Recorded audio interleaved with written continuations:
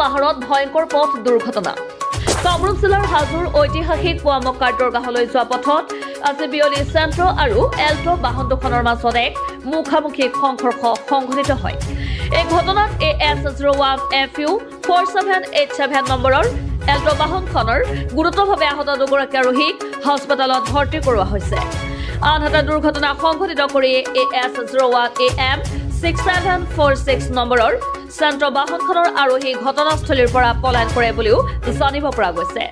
পিছত দুৰ্ঘটনাস্থলীত উপস্থিত হৈ হাজো থানাৰ আৰক্ষীয়ে দুৰ্ঘটনা সংঘটিত কৰা বাহন দুখন থানালৈ লৈ আনে। মই তলৰ পৰা আহি আছিলোঁ, আহি থাকোঁতে এখন গাড়ীও ঠিকেই আছে লাইনত, কিন্তু এখন গাড়ী যাই আছিল, সেইটো যাই নিজৰ চাইডেদি যাই আছে, যাই থাকোঁতে এইখনে অভাৰটেক কৰি মোক মাৰিছে। আপুনি ক'ৰ পৰা আহিছে? মই বৰামূৰ পৰা আহিছোঁ। কোনখনে অভাৰটেক কৰিছে? এইখনে চেণ্ট্ৰখনে। কাৰোবাৰ কিবা হ'ল নেকি?